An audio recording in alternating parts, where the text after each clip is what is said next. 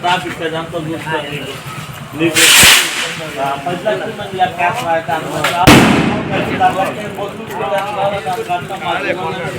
మంది ఎంపీకి లెక్క పెట్టారు కదా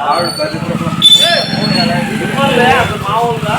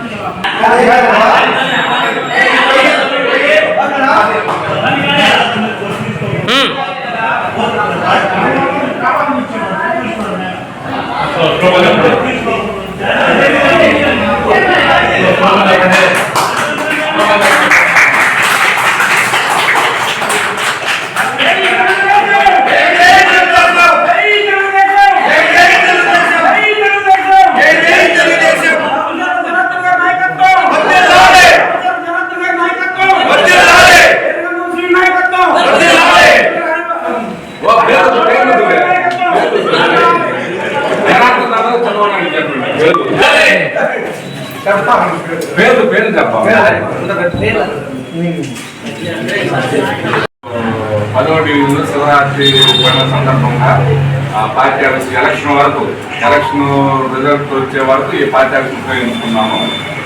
మన మెయిన్ పార్టీ ఆఫీస్ వచ్చి మనదైనా ఏటీఆర్ పక్కన ఉన్న పార్టీ ఆఫీస్ మన మెయిన్ పార్టీ ఆఫీస్. కాకపోతే ఇప్పుడు ఇంతమందిలా కాకుండా కార్పొరేట్ కానీ ఏదైనా డివిజన్ అయితే సపరేట్గా ఉంటాయి.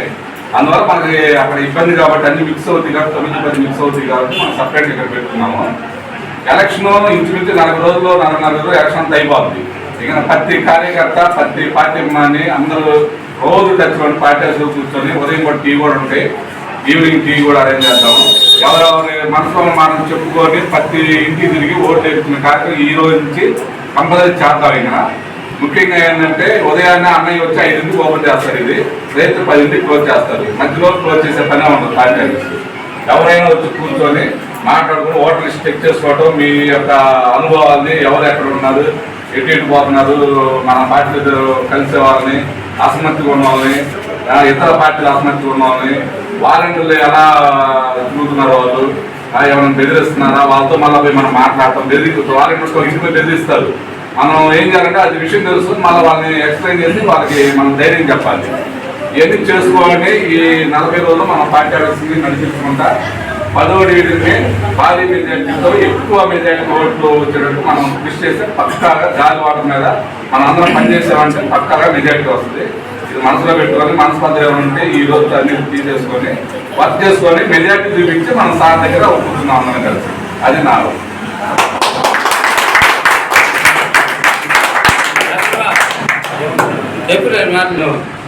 పార్టీ సందర్భంగా తెలుగుదేశం పార్టీ కుటుంబ సభ్యులకు అలాగే కార్యకర్తలకు ఇన్ఛార్జీలకి మా సీనియర్ నాయకులందరికీ ముందుగా నేను ధన్యవాదాలు తెలియజేస్తున్నాను. ఇచ్చినటువంటి కార్యక్రమాన్ని హాజరైన ప్రతి ఒక్కరికి నమస్కారాలు. కాకపోతే చిన్న విషయం వెళ్ళా, ఎలక్షన్ దగ్గరకు వచ్చే ముందు ఎవరికి వాటికి యువలు పెరిగిపోతుంది.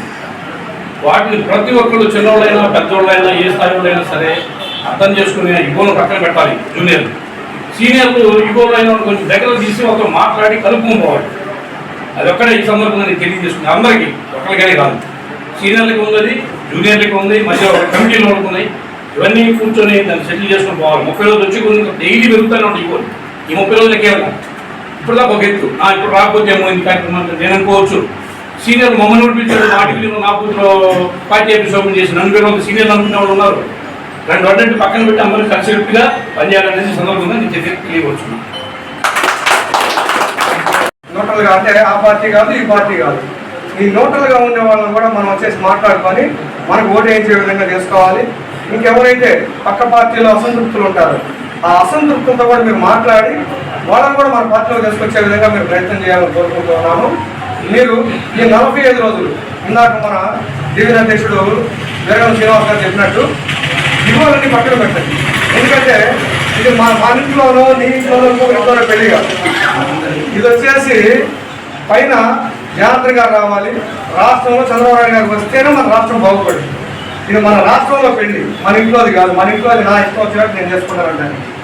ఇదేంటంటే రాష్ట్రం మొత్తం మార్పు రావాలంటే పైన చంద్రబాబు నాయుడు గారు రావాలి, ఇక్కడ మనకి జనార్దన్ గారు రావాలి. అందుకని చెప్పారంటే ఈ 45 రోజులు పెద్ద జిల్లా తారతమ్యం లేకుండా ప్రతి ఉదయాన్నే పార్టీ ఆఫీస్కి వస్తూ మళ్ళీ ఎవరైనా పనికి వెళ్ళి మళ్ళీ సాయంత్రం కూడా వచ్చి మళ్ళీ పార్టీ ఆఫీస్కి వస్తూ ఒకసారి ఈరోజు ఏ కార్యక్రమాలు జరిగినాయి, ఈరోజు ఎవరితో మాట్లాడాము, ఈరోజు ఎక్కడెక్కడ కార్యక్రమాలు చేసాము, ఏ ఏరియాలో తిరిగాము అని చెప్పి మీరు ప్రతి ఒక్కళ్ళు కూడా ఆలోచించుకొని ప్రతి ఒక్కళ్ళు ప్రణాళికాబద్ధంగా ప్రతి ఇల్లు తిరుగుతూ మనకి వచ్చేసి సూపర్ 6 పథకాలు 6 గ్యారెంటీలు. ఈ 6 గ్యారెంటీలు కూడా ప్రతి ఇంటికి తెలియాలి. రేపు మనకి చంద్రబాబు నాయుడు గారు వస్తే మనకి ఏమేమి పథకాలు వర్తిస్తాయి ఇవన్నీ కూడా ప్రతి ఇంటికి తెలియజెప్తే మనం ఖచ్చితంగా సక్సెస్ అవుతాం. రేపు మనం దామచర్ల జనార్దన్ గారిని గెలిపించుకుంటే ఆల్రెడీ అతను 1500 కోట్లతో వర్కులు చేశాడు. ఆల్రెడీ 5 ఏళ్లలో 5 ఏళ్లలో వైసీపీ వాడు కాంగ్రెస్ వాడు చేయలేని అభివృద్ధిని ఇతను 5 ఏళ్లలో చేసి చూపించాడు జనార్దన్ గారు. అందుకని చెప్పి జనార్దన్ గారు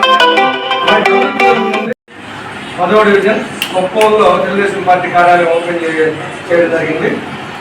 ఈ 10వ డివిజన్ తెలుగుదేశం పార్టీ నాయకులు కార్యకర్తలు అందరికీ కూడా తెలుగుదేశం పార్టీ తరఫున దాని కృతజ్ఞతలు తెలియజేస్తూ ఉన్నాను. ఇంకోటి ఏంటంటే ముఖ్య విషయం ఏంటంటే మనకంటూ ఒక పర్సనల్ ఆఫీస్ ఉండటం వల్ల రోజు వచ్చి అక్కడ కూర్చోవాలి. ప్రతి ఒక్కళ్ళు వచ్చి కూర్చొని ఎవరు పిలిచినా పిలవకపోయినా కానీ ఈ 45 రోజులు పార్టీ ఆఫీస్ వచ్చి ఉదయాన్నే వచ్చి కూర్చొని అసలు ఏ కార్యక్రమాలు ఉన్నాయి ఏం జరుగుతుందని చెప్పి మీకు మీరే తెలుసుకోవాలి. ఎందుకంటే ఒకళ్ళు చెప్పారు ఒకళ్ళు చెప్పకూడదని పెట్టుకోవద్దు. ఎందుకంటే ఈ 45 రోజులు కష్టపడితే మనం నెక్స్ట్ 4.5 సంవత్సరం మనం అధికారాన్ని అనుభవించవచ్చు. ఆలోచించండి. ఇంకొకటి ఏంటంటే మనకు వచ్చేసి ఇప్పుడు వాళ్ళు వైసీపీ వాళ్ళు వచ్చేందుకు సార్లు ఎన్ని వచ్చినా కానీ మన పార్టీలోకి వలస ఆగట్లేదు. వైసీపీ నుంచి పెద్ద నాయకులే జనార్దన్ గారి సమక్షంలో పార్టీలో చేరుతా ఉన్నారు. మీరు గమనించండి, ప్రతిరోజు పేపర్లో వస్తూ ఉంది. అంటే దీని అర్థం ఏంటంటే ఆల్రెడీ అయిపోయింది. తెలుగుదేశం కార్యకర్తలందరికీ మరియు మా తెలుగుదేశం కుటుంబ సభ్యులందరికీ నమస్కారం అండి. మన గత ప్రభుత్వంలో అంటే తెలుగుదేశం హయాంలో రూలింగ్లో మనం ఏం చేసాము, నెక్స్ట్ గెలిస్తే మన పార్టీ ఏం చేసింది అనేటువంటి జనాలు బాగా తీసుకెళ్ళాలి. మనం ఊరికే ఏదో గెలిచారు కార్యకర్తలుగా వచ్చాము పార్టీ ఏదో జరిగిపోతుంది అనుకుంటే మాత్రం ఎవరు పార్టీ వాళ్ళు అలాంటి కుదరదు. ప్రతి ఒక్కరు కూడా చిత్తశుద్ధితో మన మీద ఒక బాధ్యత ఉంది. ఆ బాధ్యత మనం పనిచేసినట్లయితే మన పార్టీ ఖచ్చితంగా గెలిచింది. గెలిస్తే మనం ఏదైనా కానీ చేయగలం ఎవరికైనా కానీ. దాని ప్రభుత్వం మనకి ఏం చేసింది, బీసీ కార్పొరేషన్ ఎస్సీ కార్పొరేషన్ వారిగా చేతుల వాళ్ళకి కావాల్సినటువంటి అన్ని ఆయుధాలు పనిముట్లు ఇచ్చారు. అలాగే రైతులు కూడా సబ్సిడీ చాలా ఇచ్చారు. ట్రాక్టర్లు అలాగే కోరుకునే వాళ్ళ కార్లు ఇవన్నీ ఇచ్చారు మన ప్రభుత్వం. ఇప్పుడున్న ప్రభుత్వం బట్టలు ముఖ్యము ఏదో డబ్బించామన్నట్టు చేయగలిగి ఉంటారు. మనం ఏంటంటే 9 మందికి రైతుల పరంగా కావచ్చు, చేతి పని కూర్చున్న వాళ్ళ పరంగా కావచ్చు, బెల్లుదారులు కావచ్చు, టైలర్లు కావచ్చు, అందరికీ కూడా న్యాయం జరిగింది మన గత తెలుగుదేశం హయాంలో. కాబట్టి అలాంటి ఏం జరిగిందో అవన్నీ కూడా కార్యక్రమాలు ఇప్పుడు మనం వివరించినట్లయితే డోర్ టు డోర్ మనం వెళ్ళి తిరిగి ప్రతి ఒక్క కార్యకర్త ఒక సైనికులుగా పనిచేస్తే మనం పార్టీ గట్టిగా గెలిపించుకోవచ్చు ఖచ్చితంగా. నెక్స్ట్ మనం ప్రతి ఒక్కరి ఒక సైనికులాగా తలా ఒక 10 మందికైనా పార్టీ గతంలో ఏం చేసి పర్సనల్గా చెప్పుకోగలిగితే అది మోర్ పబ్లిసిటీ జనాల్లో మిడిల్కి వెళ్ళిపోతే ఒక వేవ్ అనేది క్రియేట్ అయ్యింది. ఒక గాలి ఒక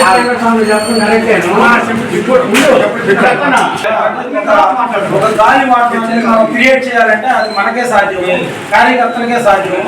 ప్రతి ఒక్కరు ఒక 10 మంది కనీసం ఒక కార్యకర్త చెప్పగలిగితే మన ప్రభుత్వం ఇలా చేసింది, ఇలా చేసింది వచ్చే ప్రభుత్వము నెక్స్ట్ గెలిస్తే అని చెప్పి మన పార్టీని ఐపీలోకి తీసుకెళ్లాలంటే ప్రతి ఒక్కరు కూడా మౌత్ పబ్లిసిటీ ఇస్తే కానీ మన పార్టీ ఒక గాలి వాటంగా వెళ్ళిపోద్ది లోపలికి జనాల్లోకి. అప్పుడు మనం ఏదైనా కానీ చేయగలుగుతాం. కాబట్టి అందరూ కలిసికట్టుగా ఎన్ని వివాదాలు ఉన్నా కానీ ఊళ్ళో అవన్నీ పక్కన పెట్టి సీనియర్లు జూనియర్లు ఆ తారతమ్యం లేకుండా అందరూ కలిసికట్టుగా పనిచేసి పార్టీని ముందుకు తీసుకెళ్ళి గెలిపిద్దాం. గెలిపించిన తర్వాత వివాదాలన్నింటినీ కూడా ఒక పరిష్కారం అనేది ఏర్పాటు చేద్దాం. జనార్దన్ గారు అదే చెప్పారు, మీకు ఎన్నున్నా కానీ పని చేయండి అయ్యా, ముందు పని చేసి గెలిపించిన తర్వాత మీకు ఏమున్నా కానీ నేను పరిష్కారం చేస్తాను అని చెప్పి ఆయన చెప్పడం జరిగింది. అదే మాట మనం చెప్తున్నాం. ఏదైనా ఆ వివాదాలన్నింటినీ కొద్దిగా తెరదించేసి కలిసికట్టుగా పనిచేయాలి, అది మన బాధ్యత. కాబట్టి మనకి ఈ డివిజన్ అధ్యక్షులు ఇక్కడ ఉన్న కార్యకర్తలు అవకాశం ఇచ్చిన అందరికీ నమస్కారం. తెలుగుదేశం పార్టీ పెద్దలకి అందరికీ నా నమస్కారం. మీకు తెలియజేయడం ముఖ్యంగా ఏంటంటే, ఒకటి గతంలో మనం జనార్దన జనంగా వచ్చి లోతులు తిరిగి మీకు వివరంగా చెప్పడం జరిగింది. ఆ వ్యాపంలో కార్యకర్తలు వచ్చారు. గతంలో ఏం జరిగింది మీకు తెలుసు. మనం కనుక చెప్పాల్సింది ఒకటే, 200 రూపాయలు పెన్షన్ ని 2000 చేశాడు, 250 3,200 అంటున్నాడు. కానీ మీకు విషయం లేదు. రేపు రాబోయే కాలంలో కూడా ఇదేమీ పని కావు. ఒక పేద మన రైతులలో అన్ని అనిసాడు, అన్ని సిద్ధంగా చెప్పాడు. ఏమి చెప్పాడో మీరు తెలుసుకోండి. భాస్కర్ గారు చెప్పాడు, మన వీరగంగ శ్రీనివాసరావు గారు మీకు గురించి చెప్పారు. మీకు చెప్పడం ఒక్కటే, 100 మనకెందుకు ఆ డివిజన్ లేదు జరిగింది, ఈ డివిజన్ లేదా, కలుసుకట్టుగా నలుగురు కలుద్దాం, ఐకమత్యంగా ఉందాం. పోయి ఏం జరుగుతున్నాడో మన ఓటుని సైలెంట్ గా పోలింగ్ తెచ్చుకోండి. మీరు గోల చేసి నాకు అది రాలేదు, నాకు ఇది రాలేదని సమస్య మన ఆంధ్రప్రదేశ్లో మన చంద్రబాబు నాయుడు గారు ముఖ్యమంత్రిగా వస్తే పోలవరం నీళ్లు రైతాంగానికి వస్తుంది, మన పనిముట్లు వస్తాయి, మనం చేర్చుకోగలుగుతాం. గెలిపించడం అంటే ఈ రోజున ఏదమొక్కల రోడ్డు నుంచి 1000 వచ్చిన ఎత్తినట్టు ఎత్తాడు. ఈ రోజున ఒంగోలులో మన ప్రకాశం జిల్లాలో లేనట్టుగా మన జనార్దన్ గారు పనిచేశాడు. వాళ్ళ బెదిరింపులు, వాళ్ళ సైన్యం, వాళ్ళ రౌడీజం ఏమీ చేయలేదు. మనం నలుగురం కలిసి ఉంటే ఆడ ఆగిపోతారు. వాడు ఉన్న నలుగురు చూసి ఓట్లు వేస్తున్నారని అంటే వాడు బెదిరించి వేయాలని ఉన్నారు. మీకు ఒకటే తెలియజేసేది, సైలెంట్ గా పోలింగ్ చేసుకొని జనాలకు తెలియజేయండి. ఆ రోజున ఏం జరిగింది, మనకు ఎంత వస్తుంది మీకు తెలుసు. ఈ రోజున జనార్దన్ గారు గడప గడప తిరిగారు, మీకు అందరికీ చెప్పాడు. మనకి ఏమి ఉంది, మొత్తం కాగితంలో ఉన్నాయి, చేసిన పని ఉంది. మీరు దయచేసి ఈ మహాశివరాత్రికి ఈ రోజున పార్టీ ఆఫీస్ కి ఓపెనింగ్ చేశారు. పెద్దలందరికీ నమస్కారం చేసుకుంటూ ధన్యవాదాలు.